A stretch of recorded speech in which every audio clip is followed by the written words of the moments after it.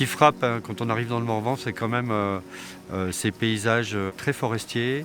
La forêt dans le paysage quand même domine beaucoup.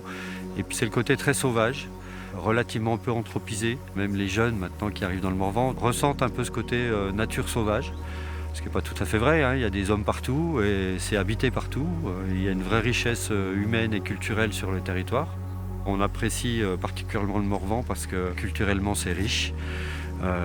Et en termes de biodiversité, c'est un environnement encore très préservé. Ça donne du sens vraiment à notre mission de pouvoir préserver encore mieux ces endroits un peu où la biodiversité résiste encore à la pression de l'homme.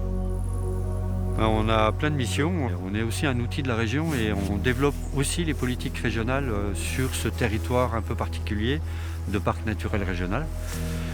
C'est un peu la vocation des parcs aussi, hein, d'être un peu des terrains d'expérimentation pour notamment la région qui sont un des principaux financeurs pour les parcs naturels régionaux en France, quoi. Ce qui ressort à chaque fois, c'est quand même de travailler sur un territoire avec des acteurs locaux, agriculteurs, forestiers, élus, associations, habitants. À chaque fois, la logique du travail des parcs naturels régionaux, c'est vraiment de travailler avec la matière locale, d'essayer de les convaincre, de travailler avec un objectif de préservation de la biodiversité en ce qui me concerne. Et c'est tout ce travail de relations humaines qui est passionnant. Moi, je retiendrai surtout ce côté-là humain.